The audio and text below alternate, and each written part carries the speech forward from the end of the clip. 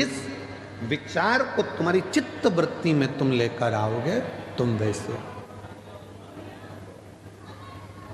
सोच लिया कि सरकारी नौकरी करना है, मिलेगी, मेहनत करना पड़ेगी, परिश्रम करना पड़ेगा।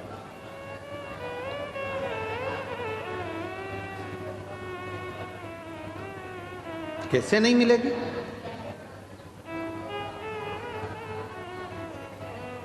सूरत की कथा में एक बात कही थी कि दुनिया में कोई ऐसा सिंहासन नहीं है और कोई ऐसी कुर्सी नहीं है जिस पे तुम नहीं बैठ सकते। अगर अंदर विश्वास है, भरोसा है, मेहनत है, परिश्रम है तो तुम बैठो। कई लोग कहते हैं गुरुजी हमको आशीर्वाद दो, अगली बार हम कथा कराएं, हम जजमान बनकर खुद कथा कराएं। हम उनको आशीर्वाद की जगह ये कहते हैं कि विश्वास पक्का रखना, मेहनत 4 गुनी करना, तो अगली कथा तुम कराओगे।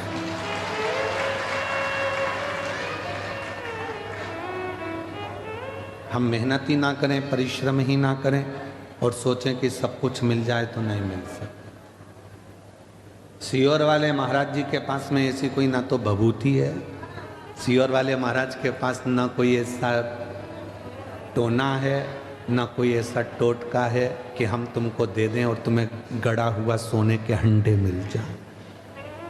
अगर ऐसे सोने के हंडे मिलते होते तो हम भी तुम्हारे गांव में नहीं आते।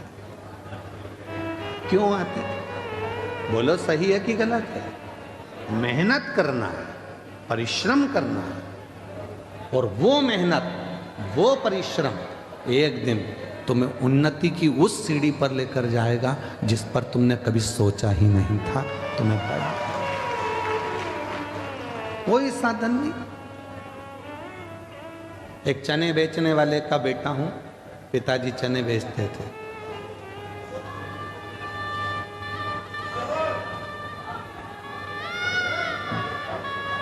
जब हमारे पिताजी चने का ठेला लगाते थे उनकी आंख में मोतियाबिंद हो गया था।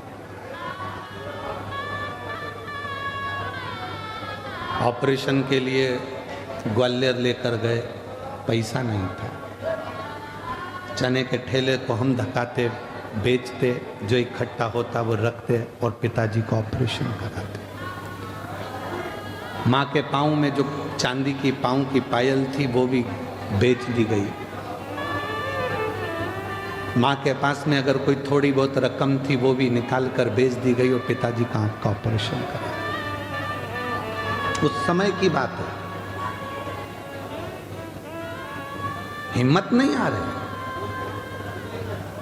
दोस्तों की किताब लेकर पढ़ाई करी,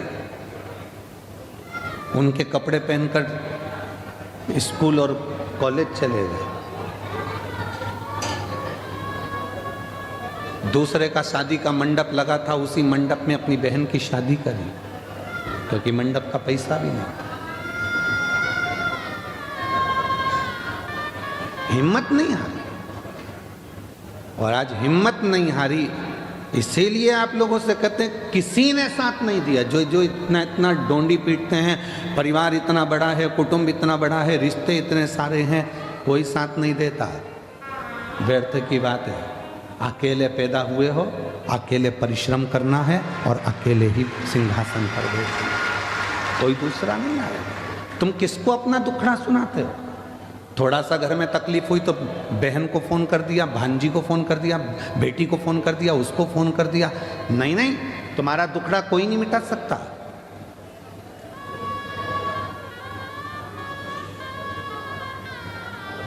अगर तुम अपनी बेटी को फ़ोन करके भी बोल दोगे कि तेरी भाभी परेशान कर रही है, कौन सी ननंद है, तो छाती पर आकर कह दे भाभी तुम मेरी बहन मम्मी से क्यों लड़ रहे हो? दम चाहिए।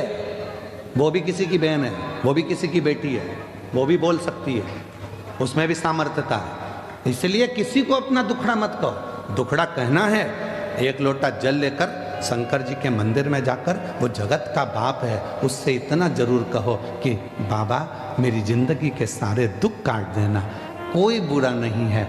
हो सकता है मेरी किस्मत में पूर्व में कोई कर्म भोगने का रह गया था, वो आज भोग रही हूँ, पर बाबा तू तो कर्म के लेख को भी मिटा सकता है, तो मेरे लेख को भी मिटा देना और मुझे अच्छा कर दे।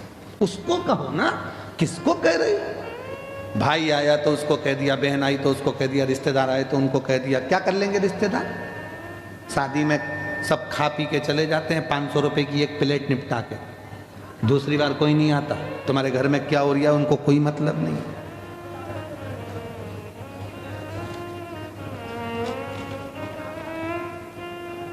अदालत में जब तलाक का केस चलता है, कोई रिश्तेदार अगर खड़ा नहीं होता, बाप खड़ा है, माँ खड़ी है, बेटा खड़ा है, बेटी खड़ी है, बस वही खड़े हैं, बाकी का कोई नहीं आता। कौन आएगा?